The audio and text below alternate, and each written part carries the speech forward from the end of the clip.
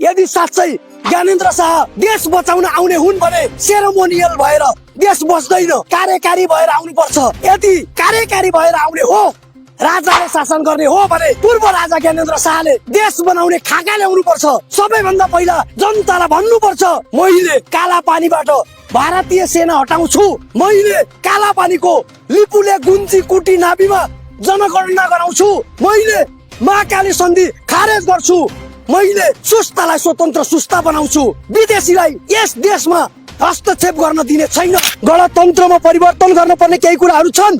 संविधान संशोधन गरेर परिवर्तन गरौं।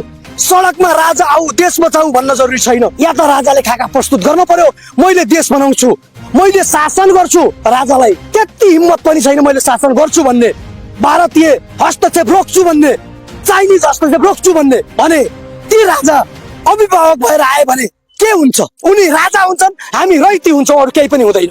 यही महाकाली नदी हो। नेपाली कांग्रेस र नेकपा एमाले मात्रै होइनन्, राजा पनि मिलेर यो महाकाली नदी बेचिएको हो। यो देश प्रत्यक्ष निर्वाचित कार्यकारी प्रणालीमा जानुपर्छ, राष्ट्रपति प्रणाली होस् या प्रधानमन्त्री प्रणाली होस्। हामी भन्छौँ यो देशमा राजाको आवश्यक छैन, यो देशमा गणतन्त्र नै व्यवस्था ठिक छ। राजाले पनि यो देशलाई, देशका सीमालाई बचाउन सकेका भने छैन। तर राजा बोल्न पर्यो। राजा कुन अवस्थामा आउने हो? पूर्व राजा ज्ञानेन्द्र शाह बोल्न पर्यो, न कि सांसद ज्ञानेन्द्र शाही। राजा सहितको हिन्दू राष्ट्र होइन, राजा बिनाको हिन्दू राष्ट्र चाहियो। कार्यकारी प्रणाली सहितको हामीलाई हिन्दू राष्ट्र चाहिएको हो। हाम्रो देश हिन्दू राष्ट्र बन्नुपर्छ। यो देश एकजना व्यक्तिको हुँदै होइन। एकजना व्यक्तिलाई राजा बनाएर हामी रैती हुन तयार छैनौँ।